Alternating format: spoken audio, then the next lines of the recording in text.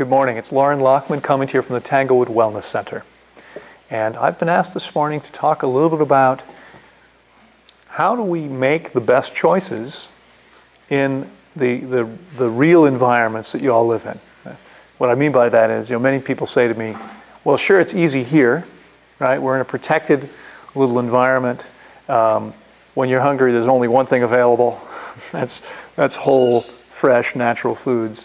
There isn't anything else. But it's harder when you go home. And many people have said that to me over the years. And I understand. In fact, let me start by reminding everybody here that I'm coming up on 22 years raw vegan. And that the first 14 years I did this, I lived in the real world. I didn't live here in a little tropical microcosm. I lived in the real world and was dealing with the same kinds of issues and pressures that most of you will deal with when you get home.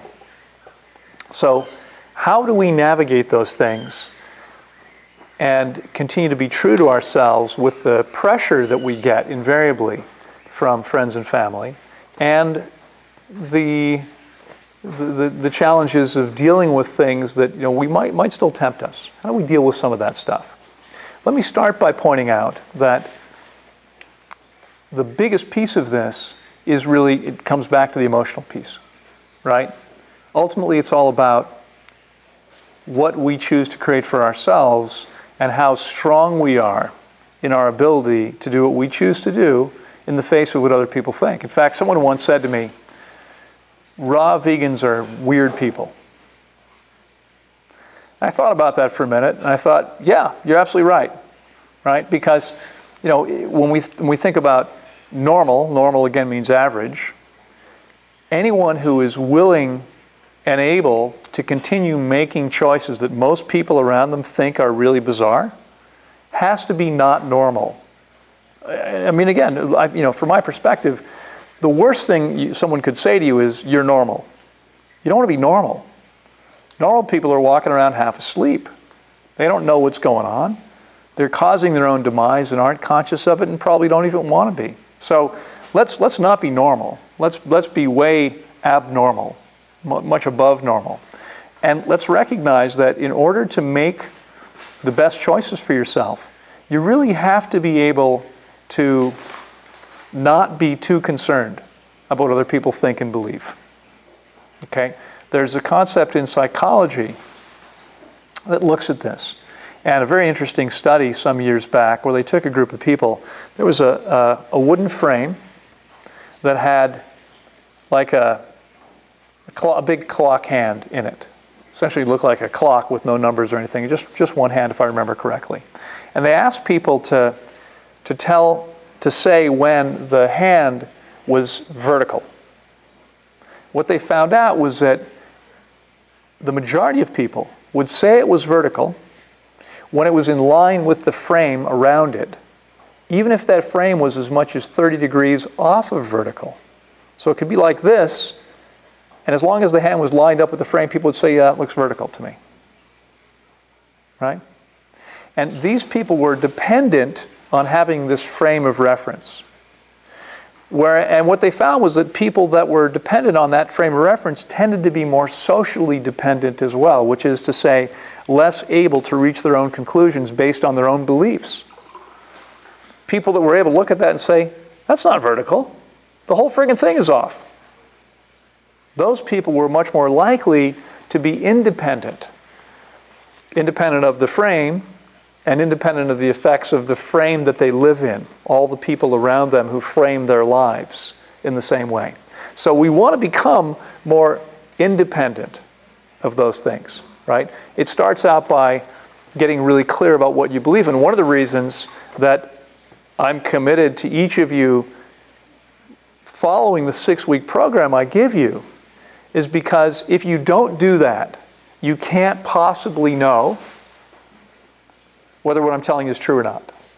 You can believe or you can not believe, but there's only one way to know anything, and that's to experience it. Everyone here has studied plenty in their life, right? Read lots of books. Do you know what you read in a book? It's a belief. You only know it if you have personal experience that confirms it. But you could read 2 books intelligently written by 2 people with different opposing views. You can't know if one's true or the other. You might have a belief about it. You might have some sort of an inner knowing, but when we talk about knowing something, really what that comes from is what we've actually experienced. I'm going to check on my naughty cat. Hang on. Oh, it's okay. Just want to make sure he wasn't tearing things up over there. Just playing with the plant. It's all right. The plant will survive Diablo.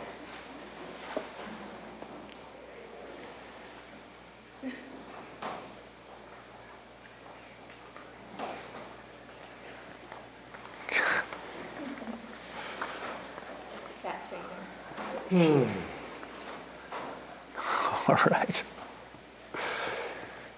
So,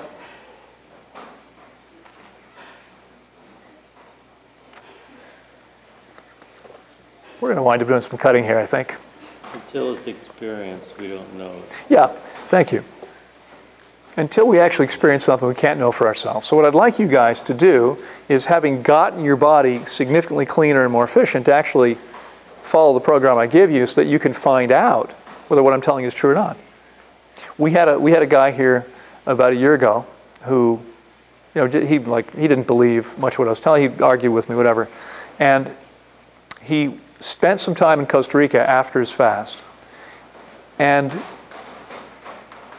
my friend Droden, the driver, drove him to the beach from here, and Droden took him to a place that he knew, with people he knew, and he got a call or an email from the guy that ran the place and said, this guy because Droden had told him in Spanish, because the client didn't speak that much Spanish, what the guy had been doing, what he was up to, and where he was coming from. And the guy emailed Droden the next day and said, he's been eating like nothing but meat since he got here. This is immediately upon leaving the center, right? So, it's kind of unfortunate, because he will never actually know whether what I told him is true or not. He can only believe or not believe. So as I said to each of you, I hope, before you ever came, you're here for 5 weeks. It's not a 5-week process. It's a 13-week process. 2 weeks before, 5 weeks here, 6 weeks after. You're here for 4 weeks, it's a 12-week process. You're here for 9 weeks, I can't even count that high. I run out of fingers and toes. But it's a long damn time. And that's what it will actually take to know for sure whether what I'm telling you is true or not. Now, why is that important? Well, when someone has significant doubts, they're not really committed to anything, right? In order to be committed, you have to be really clear. It's not that you have to know for a fact this is obviously the best thing, but you have to be committed, this is what I'm going to do. But what happens when someone's thinking, I don't really know, and then someone says something and they're like, oh, yeah, maybe I should be eating more macaroni and cheese. Now, maybe that's what's missing in my program. Maybe that's why I'm not healthy. I haven't had enough Kraft macaroni and cheese. So, if that little doubt is there, it's very hard for them to stay on focus, to stay committed to what they're committed to, right? So, you want to get clear for yourself. And often all that really comes down to is being willing to trust your own intuition. Now, each of us was born with perfect intuition. And you can thank mom and dad, because mom and dad trained you out of it, right? They didn't do it on purpose. But I'll demonstrate for you how this likely happens. Let's say a little 2-year-old cat walks into the kitchen, toddles into the kitchen one day, and mommy is standing at the counter washing the dishes, or daddy in an emancipated household. And cat says, "What's wrong, daddy?" And her father doesn't want her to worry, says, "Nothing's wrong, honey." But that's not true. In fact, the reason she asked him what was wrong was because her perfect intuition told her something was wrong. And by the way, whether we're conscious of this or not, or we think this is crap or not, have you not ever been sitting in a room and had someone walked in and you feel the energy change? You're like, what's up with that person? We feel this. We can experience this unless we completely close ourselves off from it. We're all totally receptive to this. It's just that we've lost touch with being able to interpret it very well. But it's human beings that you're probably all familiar with Kirlian photography that actually shows the energy field of something. Well, your energy field is affecting everything around you, and as is everybody else's. And your energy field is largely dependent on what you believe and what you're feeling and what you're experiencing, how you come across to people. So when daddy or mommy says there's nothing wrong and it's not true, what happens is the little 2-year-old or 18-month-old self has to choose. Do I believe myself, my intuition, or do I believe mommy and daddy? Now, at that age, we are completely helpless. We're dependent on mommy and daddy, literally for our survival. So what do? We choose to believe them, which means we choose not to believe our own intuition. And believe it or not, we're actually moving in the direction that you guys asked me to talk about. But the point is, we want to reclaim that connection with this intuition because it's always been there. It's just that we've put up walls between it and our perceptions. We're not allowing it to have much voice anymore, even though it's always there. We want to listen to it. When we do that, many people say to me all the time, wow, this makes perfect sense. Well, yeah, it's based on natural laws. The only time it doesn't make sense to many people is if they've got attachment to some other idea or belief. They don't want it to be true.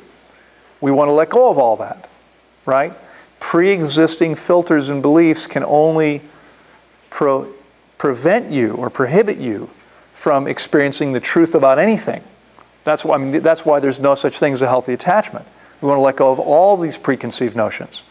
What if we could simply experience the world in every moment, including our own intuition about it in every moment? People say to me sometimes, well, how do I know whether I can trust that person? You don't have to trust anybody else. You just have to trust yourself. See, if you're in touch with your own intuition will tell you that's not true. What you just said is not true. I don't have to trust you, I just have to trust me. Yeah, that's not true. I know that. I know it's not true because my intuition tells me that, or that it is true. Okay? So this is all important because when you leave here deciding this is what I'm going to do, you want to be really clear that this is what I'm going to do, right?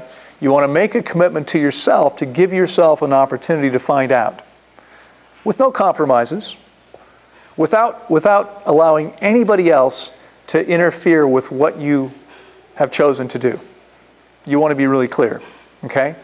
And that's the strongest part. In fact, it has occurred to me for years, and Fred, you can probably relate to this, that people are, in many ways, are like dogs, right? So when does a dog attack, Fred? Don't they attack when they smell fear? When it's right. Okay? So people are the same way. If they feel in any way threatened and they believe that you're not in a strong position, they'll attack. So a lot of people find that they're constantly being ridiculed or attacked for their beliefs, and people are harassing about what they choose to do. That doesn't happen to me, ever. Why not? Because I'm completely clear. It's like, I don't care who I'm talking to. It could be the president of the Universal Association of Nutritionists, of the entire universe.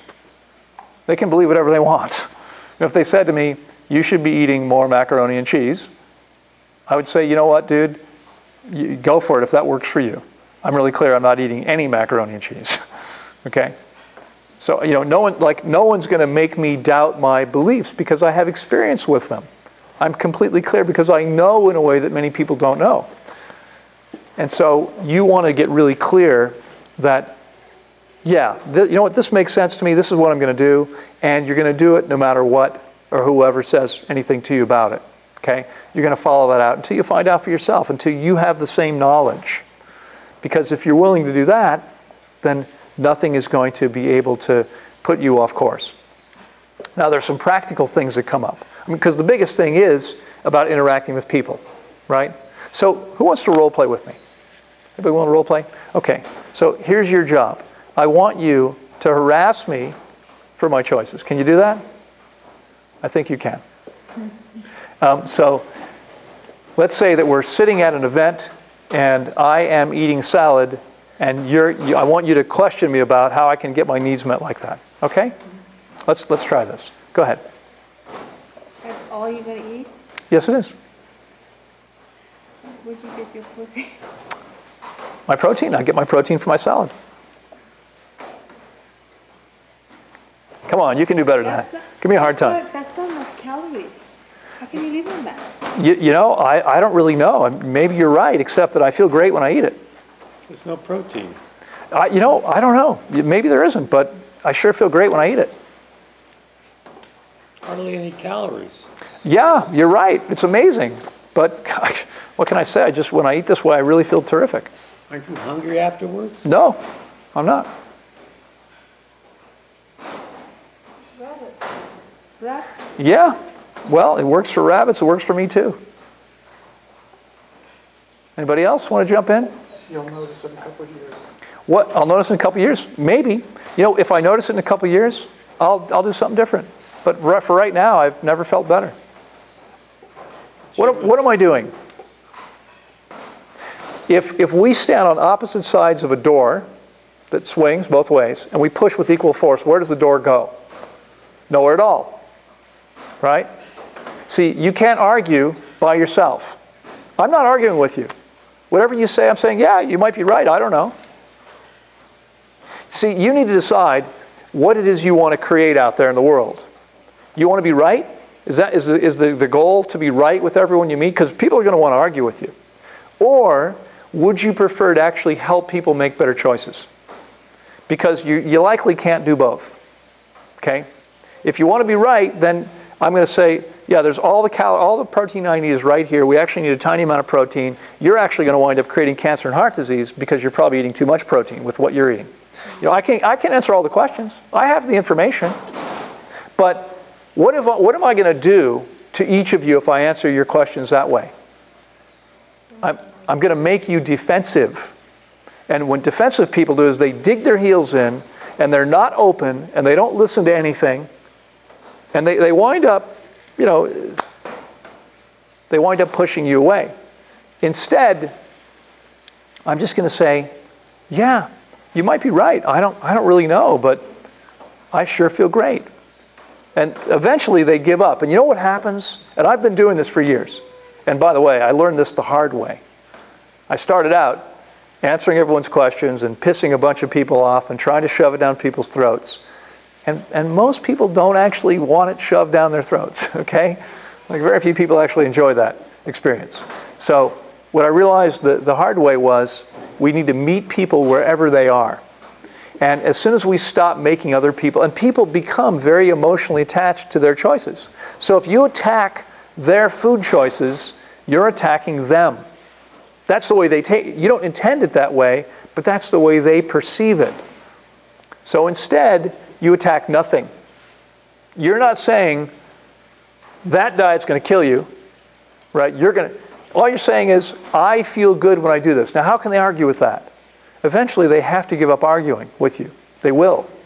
No matter what, eventually they'll stop. And here's what happens. It's amazing.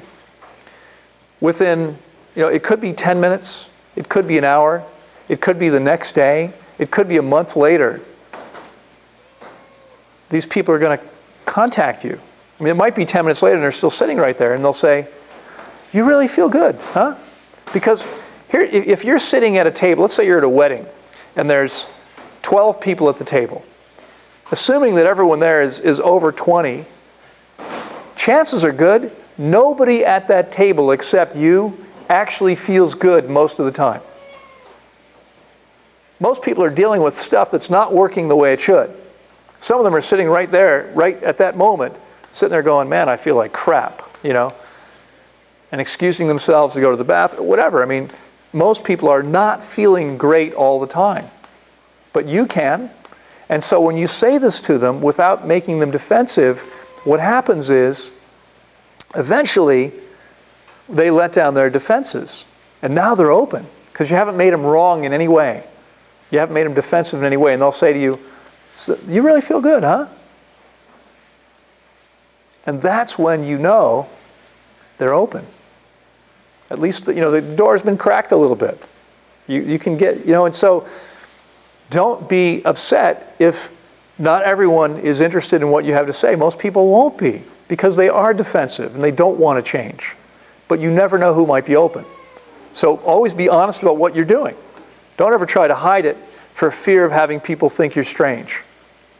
Okay? I realized it a long time ago. Everyone already got it. I was strange. And that's okay. I don't want to be normal. I want to be me. I mean, would you like to create miraculous things with your life? With the amazing gifts you've been given? Would you like to manifest the highest and best that you could be? Then you have to be completely yourself. Not what people think you should be. Okay? So be honest. But again, don't make people wrong with it. It doesn't have to be, I don't eat that crap because it's going to kill you. It's simply, I find that I feel best when I eat simple fruit meals or simple salads. Or, well, how about this? A little bit won't hurt you. What I found is I really don't feel good if I haven't even a little bit of that. So I stopped doing it. Are they going to argue with that? How can they argue with that? Okay? So again, you haven't made them wrong. And you might get some people thinking, I don't really feel good either. Maybe I should try that. Who knows? You're going to help people by not making them defensive and sticking to your guns. Okay? And you can help yourself if you're at all concerned about being able to stick with what you say you want to do. You'll help yourself by letting people around you know what that is. Right? So if you're thinking, well, I don't want people to know I'm doing this weird diet. I mean, there's some shame around it. There's some weird stuff about feeling normal or not feeling normal. And what's going to happen is, if they don't know what you're doing, then how do you explain? So you feel like, well, I'll just eat a little bit of this so they think I'm normal. And then, what happens?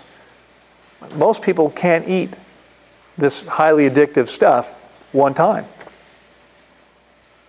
It creates a desire to eat it over and over again. So you're better off not going there at all. Be honest. Just tell people, this may seem kind of strange, but for the last X amount of time, I've been eating only, and I feel terrific. And I'm not a nutritionist, but I sure feel great. Well, it's not going to work for you long term. Maybe not. You might be right. I don't know. If I start to feel bad, I'll figure out what to do. But for now, I just feel terrific.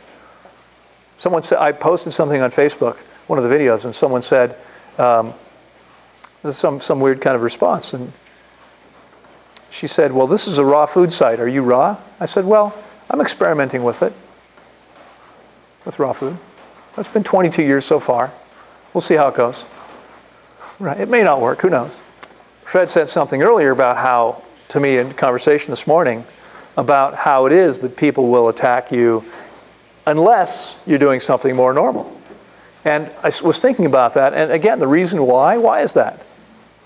I've already really given you the answer just now. It doesn't threaten anything. Exactly. Yeah. You see, most people, if they were to be completely honest, would have to say, well, yeah, I'd probably be better off if I was just eating fruit and salad rather than all the crap I'm actually eating, too. But they don't want to admit that to themselves. Right? They don't want to have to change, and so they don't want to have to make that admission. And so your living your truth is going to remind some people who aren't living their own that they're not. It threatens them. It makes them uncomfortable. Now, this is a really important piece. Okay? You are not responsible for how other people feel. I know some of you think you are. Okay? Some of you think that others should be responsible for how you feel. Like, you made me angry. And again, we're going to talk about nonviolent communication, but this is nonviolent communication. Nonviolent communication says that my emotions arise as a result of my needs being met or not being met. And I'm responsible for getting my needs met, nobody else. So you can't make somebody angry. Now, you might say something that triggers their anger or any other emotion, but those things are coming up not because of what you said, but because of how they chose to react to what you said, whether their needs are met or not met. But you need to be clear, it's not your responsibility. So again, people say, well, I don't want people to think I'm weird. I don't want to make them feel bad. I don't want to hurt their feelings. Let me tell you about probably the most difficult situation that you could ever encounter. This happened to me 21 years ago. I was a 1 or 2 year raw foodist, I don't remember exactly. There was a woman I did not know very well, apparently was interested in knowing me better. She showed up at my front door on my birthday with a birthday cake. She had baked for me. Rang my doorbell, I opened the door, and I said, what a beautiful gesture. Thank you so much. I really appreciate the love that went into this. Why don't you come in? We went into the kitchen. I said, can I cut you a piece of cake? She said, yeah, please. So I gave her a piece of cake, and she said, aren't you going to have one? And I said, I don't eat cake anymore because I started feeling really bad. I was having all kinds of digestive issues. So I stopped eating cake. But I really appreciate this incredibly thoughtful gift. Now, I'm not going to harass her. She didn't know, right? So I'm genuinely appreciative, but I'm not going to eat the cake to make her feel better. I mean, do you think her feelings could have been hurt? Of course. But only if she's not completely emotionally balanced. You see, if you're completely emotionally balanced, you offer somebody a gift, and you're done. Whatever their response is, doesn't matter. Whether they accept it, they reject it, they accept it and throw it away, they accept it and turn around and give it to somebody else, they accept it and give it to their dog, shouldn't affect you. You offered them a gift. That's your piece of it. So she offered me the gift, and I essentially said, no thank you very much. Thank you very much, and no thank you for the cake. I'm not going to eat any cake. What happened? What happened was we spent some time hanging out together. She left. I encouraged her to take the cake home with her and enjoy it since I wasn't going to eat it. And I never heard from her again. Now, if she thinks that guy's really friggin' weird because he doesn't eat cake, then we're probably not going to be a good fit anyway. It's okay with me. I wasn't attached to anything in particular happening in that situation. The only thing I was committed to was being completely honest in every moment, as I am in every moment. This is what's real for me. I'm not going to water it down so that she might feel better. It's not my responsibility how she feels. She needs to take responsibility for... Now, a lot of people aren't taking responsibility for their feelings, but it doesn't mean I'm going to. You cannot live your life being responsible for everybody else's feelings. Because if you try, you won't be living your life, you'll be living some other life. It's not your life. Your life is sitting in the back of the closet completely unused because you're not being yourself if you're doing that. Okay? So I believe we have a responsibility to be both completely honest and as gentle and loving as we can muster in every moment. You guys have all been here with me now for nearly 3 weeks. Some of you have spent more time with me than that. You know that there are times when I can muster a lot of that, and sometimes I can muster only a little. I'm a human being. Are you really that different? Doesn't it vary from time to time how much you're capable? That's just how it is. That's the reality. Do the best you can do in every single moment. Be as loving and gentle as you can be. And let the chips fall where they may. Okay? Be completely authentic in every moment. Whatever's real for you, that's all you need to express. You don't ever need to pretend anything. And when you do, you're not being yourself. All right? So, again, you're likely to encounter very few circumstances more challenging than that one. I mean, that one's like, I didn't want to have to be in that situation. It was awkward. I knew she might not feel good as a result of this. But I'm more committed to being honest and being authentic than I am to trying to make her feel good. Because a lot of people have said to me over the years, this happened a long time ago, a lot of people have said, I would have just eaten some cake. I'm not going to make myself physically ill to make her feel good. And by the way, let me point out to you that doing that might well be doing someone a grave disservice. How so? Well, what if she's experiencing digestive distress herself? Most adults do on a regular, relatively consistent basis. Does anyone know, before Viagra came out, what the number one selling type of medication was in the U.S.? Say again? I can't hear you. Antacids. Antacids, yeah.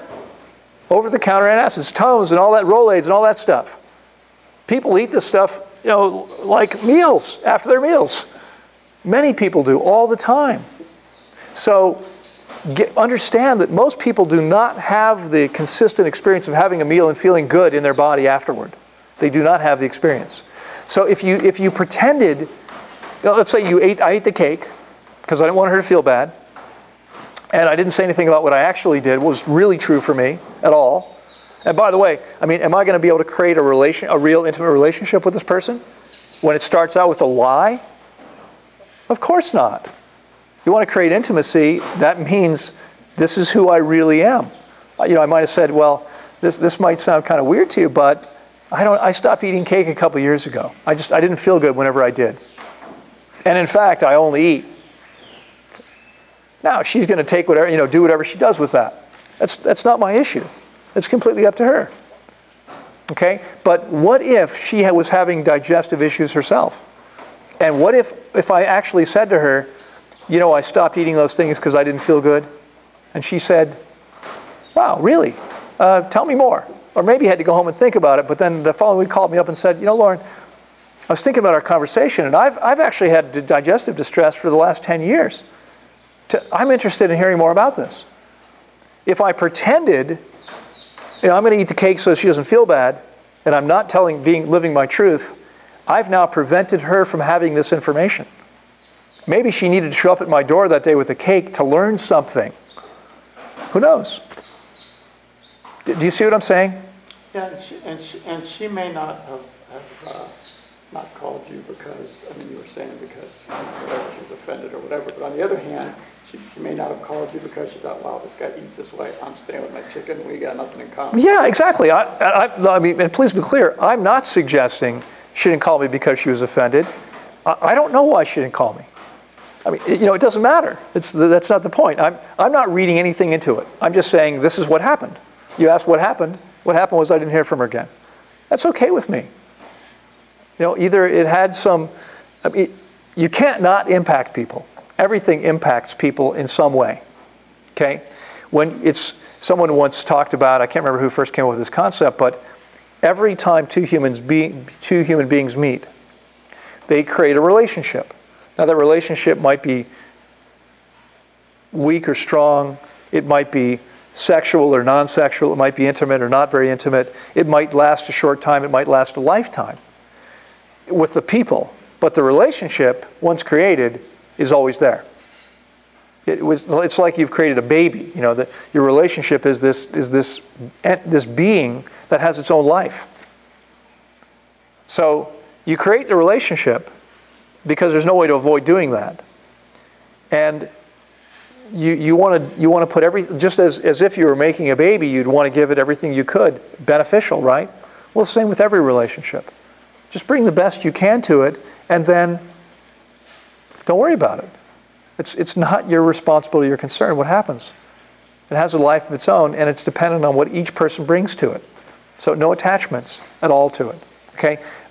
Getting this and really getting clear about this will take you a long way towards dealing with social situations that can be challenging. Now let's deal with another one that can be awkward, which is a very real possibility. And someone else role play with me, if you would.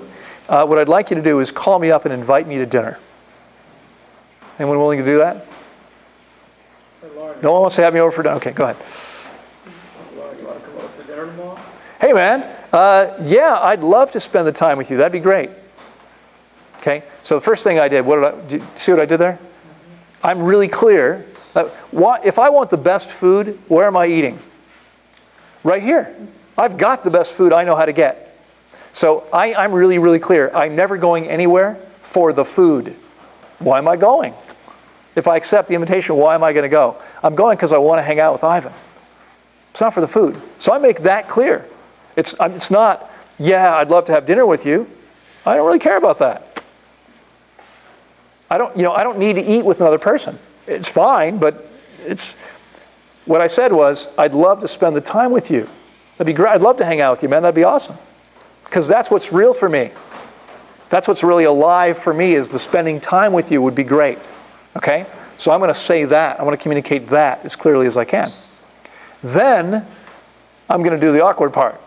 And I'm going to say, man, I don't know if you're aware of this, but I only eat fruit and simple salads. Would you like me to bring a salad for everybody? Yeah, sure, why not? Yeah, okay. So now, he can either say yes or no, right?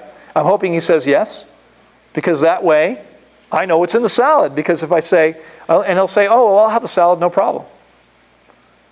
I mean, you get a salad. We were at the beach. I very specifically ordered a salad. I said, do you have this? Do you have that? Okay, great. I only want this. And what do? They brought a salad that had all kinds of other shit in it that I didn't want. Right? I'm probably True? organic. Yeah. Carrots, broccoli, onion. Yeah, all this. I said I only want these things. And it came with some of that, but a whole bunch of other stuff too. And one of the things we'd asked for wasn't even there. Right? So that's the issue. If someone says, I removed all the stuff I didn't want and ate the rest. I mean, it was, as it turned out, that was like half of it. I probably should have just said, that's not what I wanted. But that was me not being willing to go there. Self-worth issues, perhaps, right? Everyone has them. In any case, when you're talking with the person who's invited you over, you want to get clear. You do not want to be in the situation where you show up and say, oh, I can't eat anything you have. How are they going to feel? Right? I mean, right? So you're not responsible for their feelings, but take responsibility for creating clarity and communication. So much better before you get there to get as clear as possible. This is what I do. And if he says, no, it's okay, I'll make the salad. I don't want to be a pain in the neck, but I'm kind of particular. Would it be okay with you if I bring something for myself and only eat that? I would rather get that out there, right? Because much less weird if they know in advance this is how it's going to be. Now, the truth is, some people might get offended. Not my problem. It's their responsibility. I'm not saying anything to offend anyone. I'm just saying, essentially, what's really behind it is, I'm going to feel physically ill if I eat anything that. They don't want you to feel physically ill. They want you to take care of yourself. But sometimes people have other stuff going on where they're not very clear that way. So people might get offended. It's not your issue. That is literally, it's an issue, and it's their issue, not yours. So be as clear as you can be. Okay, always offer to bring, and then, I would say, if he says, yeah, bring us, I'd say, great, how many people are going to be there? 127. Oh, I'm sorry, I just realized I have another appointment for tomorrow. Okay, well, there'll be 8 people. Fine, I'll bring a salad for, you know what you can know? 7 other normal people having dinner, they need about a little cup worth of salad. Okay? Like you're going to wind up, you make a big salad and you're going to eat 3/4 of it. And everyone's going to be fine with that. It's not an issue. It's hardly going to make a dent in your portion. Okay? Don't worry about it. Let's go back to the wedding, the bar mitzvah, those kinds of events, whatever it might be. A party, anything. If you're going to a sit-down dinner, a formal thing, they're serving 200 people, and it's chicken or fish, or chicken or steak, whatever it is, that's the option. Normally, I wouldn't bother them. They've got a lot going on. Like, I'm not going to call and make special requests. I'm just not going to do it. Because I'm clear that I'm not there for the food, right? I'm there to support someone turning 13. I'm there to support this couple coming together. I'm there because it's, people I love, whatever it is. That's why I'm going. If I don't care about the people and I'm not going for the food, why would I go at all? Yeah, I'm busy. I'm not interested. I'm not going to go. Right? But if I'm going, I'm clear I'm going for the people, for the relationships, And so here's what I would do. A, don't go hungry. Don't show up there hungry. Eat before you go.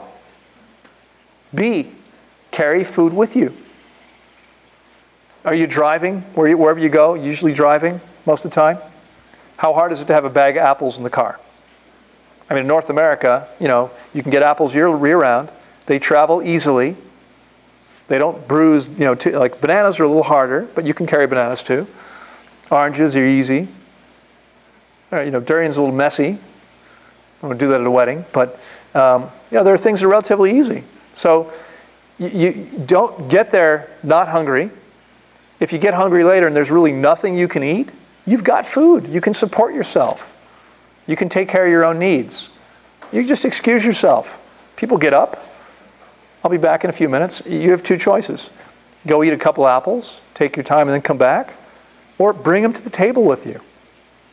There's no reason to hide. People might think I'm weird. Hey, the jig is up. They know it. Forget about it. Who cares? Who cares, really? You want to live your life? Be yourself. So they're eating what they're eating, and you're eating your oranges. And what are they going to, are they going to notice? Yeah. Are they going to think it's strange? Maybe. Who cares? Again, you might actually be doing some people a favor by opening their eyes to something they've never thought about before. You can just live on fruit and salad. Okay? Now, I would order the salad. So they come around, you get a salad first, right? If the salad's any good, and I'm hungry at all, when they bring everyone else their chicken or steak, I say, no thanks. Do you have any more salad? I guarantee you they do. There always is. Okay? You do big events like this, there's always some extra. They'll bring you another salad, if it was any good. Would you tell them to, what dressing would you tell them to leave it off? On the side, dressing on the side. Yep. You can bring an avocado if you want. Some people bring a ripe avocado with them when they travel, if it makes a difference for you. And the same thing, if you go into a party. I mean, first of all, let's go back to the big events. If it's a buffet situation, as some of these events are, that's usually pretty easy. There's usually plenty of fruit. There's strawberries and pineapples and melon balls and crudité, celery sticks, etc. Well, I once went to 8 years ago, went to a New Year's Eve party in Panama at a country club. My girlfriend and I were invited to. And the thing started at 8 or 9 o'clock, and we were used to eating dinner at 6 o'clock or 6:30. So we had dinner, and then we went to the party.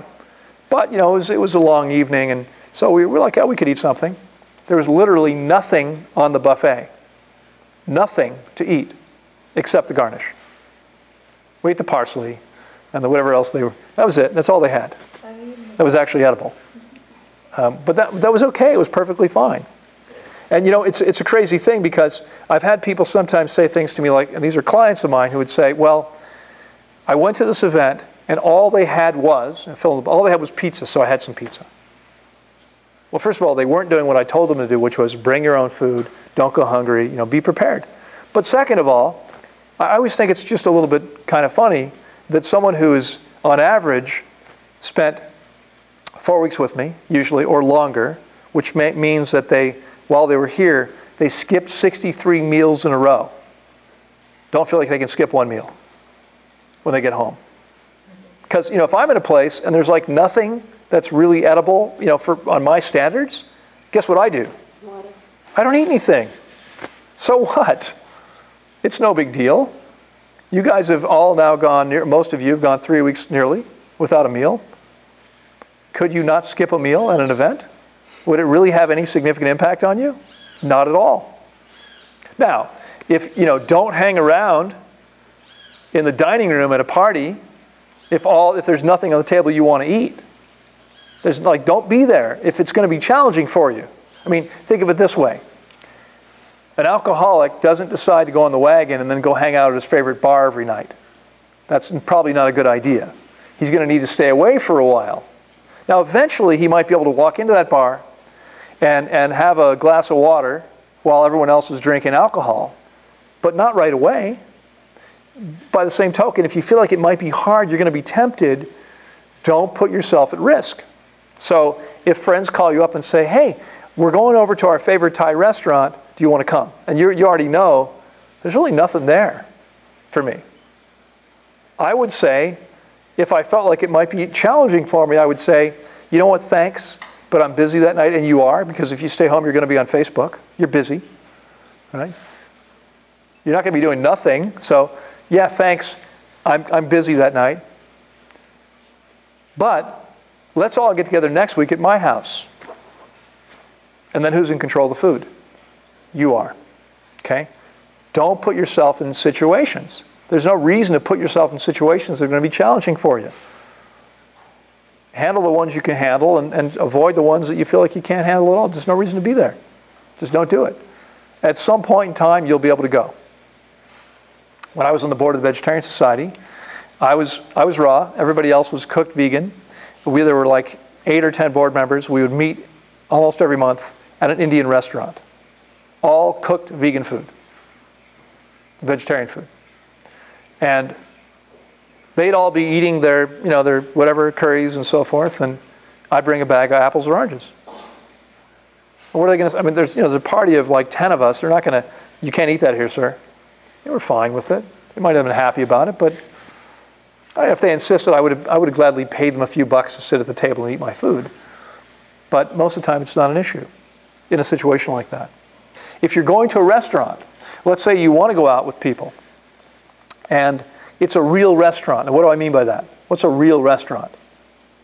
Well, if there's a location at every exit on the ring road around your city, it's not a real restaurant, okay? Now, Ruby Tuesday doesn't count. But if it's a real restaurant with a chef, I can tell you that chefs actually like challenges. They're doing the same basic things. They do one special, the rest is the same basic stuff every day.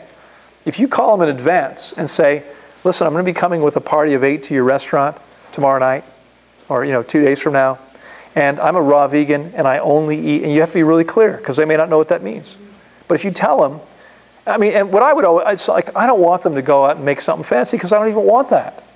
I would just say, what I really want is just a big salad, like a really big salad, like the biggest bowl you have salad, right? With just a few fresh things. Is that going to be a problem? They're always going to say, no problem at all. I guarantee it's going to happen that way. Do you ever bring your own dressing? Because that's something you can just slip in your... It is, and you certainly could, and I don't. As I've told you guys before, when I'm making a salad for myself, I don't eat a dressing. That's right. I just don't bother with it. So, I might bring an avocado with me and dice that up if I wasn't sure if they'd have one. Again, if it's a real restaurant, chances are good they will have avocados. Or get them for you if they know in advance. I was actually in a situation once. A woman I was dating and I went to visit a friend in another town, an hour away, to a city. We drove to her city, and we talked, and she's like, yeah, come on over, right? And one I was dating had a son who was severely autistic and was very finicky about what he would eat. Like there were like 3 things he would eat, bananas, grapes. There was only a couple things he would eat raw. And so we get to the restaurant, and there's nothing on the menu for him. We could have a salad. He wouldn't eat a salad. So I said to the waiter, I apologize. We didn't call in advance or anything. This is really difficult, but it's you could see from looking at this young man that he was severely handicapped. It was obvious. So we said to the waiter, he only eats bananas and grapes. Is there any way? Do you have anything? And he said, let me see what I can do. He went back in the kitchen. A moment later, he walks through the restaurant with his jacket on. He left, walked down the street, bought some produce, whatever it was. They didn't have it on hand, so we went and got it. So, that's great service. Not everyone's going to do that, but that was the place that was willing to take care of them. Had we made arrangements in advance, it would have been easy for them. No big deal. They're buying produce all the time, right? If they know you're coming and they don't have something, they can get it for you. Some of them will do it even at the last minute. Okay? So, are there any issues that I haven't covered? Social situations you might find yourself in. Go ahead. You related story to me in Fairfield about how you sat your family down and talked with them. Yes, thank you. Yeah, I'll be glad to share that with you. I've shared this before on video, but it's important. You know, when I first went raw, nearly 22 years ago, like a lot of guys, I had, at that point in time when I first changed my diet, I was about 165 pounds. And I lost a lot of weight. Now, as I've told you guys before, for several years I had suffered from irritable bowel syndrome. And I was constantly bloated, constipated, fluctuated between constipation and diarrhea. It felt terrible all the time. And so, like, I've got on shorts with a belt pretty tight around my waist. It's no problem. It feels perfectly comfortable. But when you're bloated, it doesn't feel comfortable at all. So what I did was I had brace buttons, like suspenders, sewn into all my pants, even my blue jeans, even my shorts. I wore suspenders all the time, braces all the time, because I could have my pants be loose that way. I mean, real loose, right? And it felt much more comfortable that way. But when I lost a bunch of weight, I didn't really notice how much it was because my pants weren't looser than they were. I mean, they were looser, but it wasn't really noticeable. For most people, you lose 5 or 10 pounds, you feel it in your clothes. My clothes were already loose. I didn't own a scale, and I had a mirror in my bathroom that I used to shave, and that was about it. Like I wasn't, I didn't spend a lot of time in the mirror, so I didn't really notice how much weight I'd lost. But my family was noticing, and they were freaking out. They were thinking that I was really sick, I was anorexic, I had AIDS or cancer or something was going on. Something. And and so they were constantly trying to harass me to eat more food and to eat stuff I didn't want to eat. Just have a couple donuts, right? Have some bacon and eggs, or whatever it was. And so finally I was getting tired of this. And finally we were all at the beach together one weekend. There were like 20 of us there, brothers and sisters and spouses and children and so forth. And I sat everyone down. And I said, listen, folks, I know you love me and I know that your concern is founded on that love. But I'm 30 years old now. I'm a big boy, okay? And I can make my own choices. And you may not agree with what I'm doing, but I feel terrific. I feel much better than I felt in a long time. And this is my choice. So, you may disagree, that's okay with me. But it's not okay that you keep harassing me about it. So you eat whatever you choose to eat, and I'm going to eat what I choose to eat. And please don't harass me anymore. I'm not going to hang out anymore. And that was the end of it. It was the last time my family gave me a hard time. Now I can tell you, more than 20 years later, many of them would probably begrudgingly admit, maybe there's something to this. But it's too radical, there's no reason to do that. But still, he's pretty healthy. Right? Back then, they didn't understand it at all. And just thought it was crazy and I was getting too skinny, et cetera, et cetera. I mean, at one point, I finally weighed myself. At a friend's house, I was down to 128 pounds. And I don't know if that was the bottom or if it had already been lower and come back up. That was a pretty big drop. I mean, I understand why they might be concerned. But, I just needed to be really clear with them as lovingly as I could be. So if you've got people in your life that are giving you a hard time, you want to be confident. Be clear. This is my choice. I feel good. If that's true for you, I feel good. I believe this makes the most sense. If it stops working for me, I can always change. Okay? And, it's my body. I had a client once who was 32 years old, called me up, and he was registered to come fast, and he called me and said, Loren, my parents are freaking out. Can you call them? I'm like, dude, you're a man. Like, why don't you tell your parents that, sorry you're concerned, but I've done the research. I think he was going to come fast. I think this is a good idea. And I'll contact you when I get back. End of story. Like, you really want me to talk to your parents for you? It seemed, I have talked to family members in other situations, and I'm willing to do that. But in this situation, it seemed like a very odd. It's like, dude, you live, like it's your life, it's your body. Make your own choices and take responsibility and tell your parents, I'll be fine. I'll tell you what, I'll send you an email every day. Back in those days, that wasn't really the thing. Most people didn't have email. But I'll call you. Actually lived in the same state we were in. I'll call you every day for a few minutes just to let you know I'm okay. Anyway, other questions? Anybody? Can you imagine situations I haven't covered that you might find challenging for yourself? Well, I could see where you could just take one bite to make somebody feel good, but that starts the whole inauthentic deal. Right. And the food's addictive in that case, so. Exactly. Yeah, most of these things are addictive. So, I think taking the one bite, I mean, that's not really going to make them feel much better. They're still like, oh, he's begrudgingly taking one bite. I think you're better off just being strong and saying, I appreciate your beliefs around this and what you think is okay and not okay, but it doesn't work for me. Just be clear. That's it. Again, the key, I think, is to do it in such a way that you're not making other people wrong. I had a friend once. We went out to an Asian market outside of Washington, D.C. when I was living there, looking for some durian.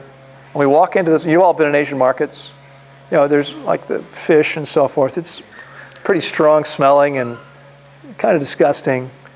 But we walk into this Asian market, and she says, as loud as possible, "That's disgusting," as we walk by the fish counter. And I'm like, you chose to come into their world. You didn't have to walk in here. You know what you were going to see. Like, I think that's rude. I don't think you have any place to do that. So, and remember, most importantly, get clear for yourself, what is it you want to accomplish? You want to make people feel bad? You want to piss them off? You want to make them dig their heels in and keep making stupid choices just to prove you wrong? Or do you want to actually help them? Because if you want to help people, you're always better off meeting them wherever they are. So, if you were talking to somebody about their fish, you might say, yeah, in fact, did anyone here ever eat fish in their life? I have. I can remember that. I know a lot of vegetarians, vegans, raw vegans, who seem to have no memory of their past. It's like now that they get it, they think everyone should instantly get it too. I knew a guy who would literally, like online on Facebook, was calling people corpse munchers and like insulting people. I wrote him an email. I said, "What are you trying to accomplish? You just want to piss people off? Because pissing people off is generally a poor way to get them to change their behavior. If you want to help create more vegans because you want to save the world, I'm with you. But I think that's a really poor way to go about doing it. I mean, it's not that when I say that, let me clarify. It's not that I think it's a bad way, because I don't really believe in good and bad. It's not that I think it's the wrong way, because I don't believe in right and wrong. I'm interested in only one thing. There's only one metric that makes any sense to me. Does it work or does it not work? Is it effective or is it not effective? And I would say that's an ineffective way. You're very unlikely, in my experience, to get people to change by saying nasty things about their habits to them or what they are for making those choices. And because I used to make those choices myself, I get it. They haven't been enlightened yet. They don't know any better. They're doing the best they can do based on what they currently believe. Meet them there. Gently nudge them a little bit. Don't get upset if they don't change overnight. They're not likely to. Our job is to plant seeds. That's all. Embrace everyone you meet completely. And you'll be planting seeds. I mean, at some point, someone's going to say, that guy Ivan, man, he was like the nicest, sweetest guy I ever met. Maybe that's what happens when you eat more fruit. Maybe I should eat more fruit. Right? As opposed to, yeah, that other guy, what an a-hole. Maybe that's what happens when you don't eat animal products. I'm going to keep eating animal products, so I'm going to become an a-hole too. Okay? It's often what we don't say that speaks much more loudly than what we do say. Any other questions? All right. Well, I hope this has been helpful.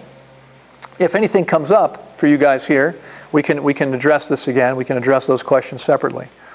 But, again, just to recap very quickly, going back into the real world where most people around you will not understand the choices we've been talking about, you need to be really clear and strong in your commitment to making the choices for yourself.